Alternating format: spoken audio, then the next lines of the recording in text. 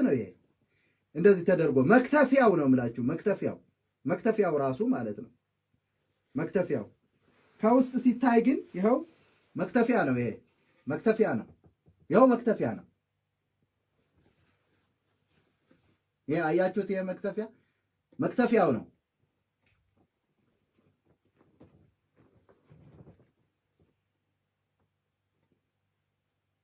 ይሄ መክተፊያ ታቦት እየተባለ እግዚአብሔር ይቅር ይበለን። በእውነት እግዚአብሔር ይቅር ይበለንና ስንቱን ሕዝብ አታለልንበት፣ ስንቱን ሕዝብ ሸወድንበት፣ ስንቱን ሕዝብ አጭበረበርንበት። በእውነት ክርስቶስን ባላወቅንበት ጊዜ ወራት ማለት ነው።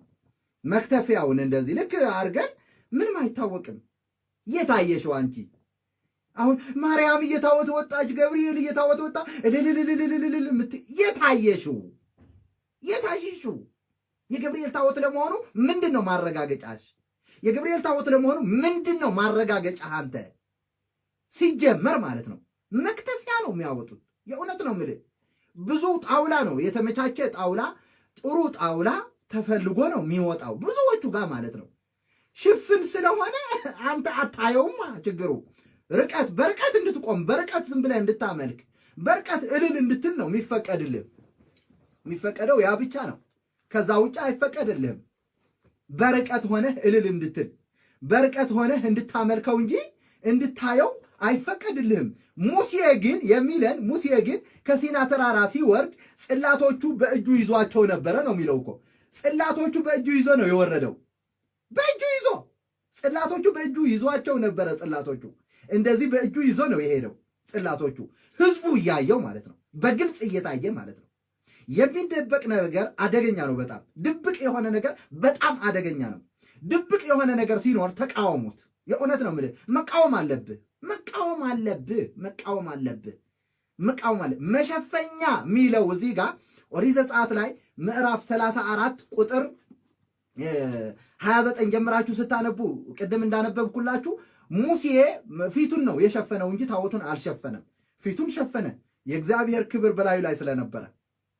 ከዛ የተነሳ አሁን የዘንድሮ ጳጳሳት ፊታቸው ይሸፍናሉ፣ የድሮዎችም ማለት ነው። የሚገርመኝ ፊታቸው ይሸፍናሉ። ፊታቸው ለምንድን ነው የምትሸፍነው ብትሏቸው፣ በቃ የእግዚአብሔር ክብር ልክ እንደ ሙሴ የእግዚአብሔር ክብር በላያችን ላይ ስላለ እያሉ ፊታቸውን ይሸፍናሉ። የውሸት ማለት ነው። የውሸት ሰይጣን ነው እነሱ ጋር ያለው። የእውነት ነው የምልህ። ኢየሱስ ክርስቶስን የማያመልክ ሁሉ ሰይጣን ነው ያለበት። ስለዚህ ይሸፍኑታል ታቦቱን። እስቲ ጀግና ከሆናችሁ ኦርቶዶክሳውያን፣ እዚህ ያላችሁ የምትከታተሉኝ ኦርቶዶክሳውያን፣ እንዲሁም እዚህ ለሌሉትም ሸር አድርጓቸውና እስቲ ጀግና የሆነ ኦርቶዶክስ እስቲ ይሂድና ለንስሐ አባቱ ለነፍስ አባቱ ወይም ደግሞ ለቄሶቹ ሂዶ ታቦቱን አሳየኝ ይበላቸው። ጌታ ምስክሬ ነው። ብታዩት አንድ ቀን ብታዩት ማለት ነው አይደለም ልትሰግድለት፣ አይደለም እልል ብለህ ልታጅበው፣ አይደለም መባህን ልትሰጠው፣ አይደለም ስዕለት ልትሳልለት፣ አይደለም ጌጣጌጥሽን እዛ አራግፈሽ ልትመለሽ፣ አይደለም በጉልበትሽ በአናትሽ ተተክለሽ ልትሰግጅለት ቀርቶ በእውነት ነው የምላችሁ ተመልሳችሁ ለሁለተኛ ጊዜ አታዩትም። ሁለተኛ ጊዜ ቱ ነው የምትሉት። በእውነት ነው የምላችሁ።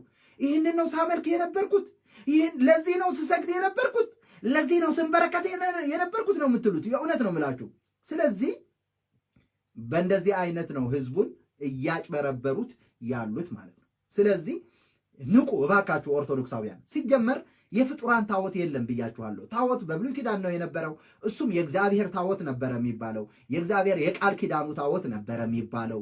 በሐዲስ ኪዳን አይደለም የፍጡራን የእግዚአብሔር ታቦት እንኳን የለም በሐዲስ ኪዳን። የፍጡራን ታቦት በጣም እኮ ድፍረት ነው። በጣም እኮ ደፋሮች።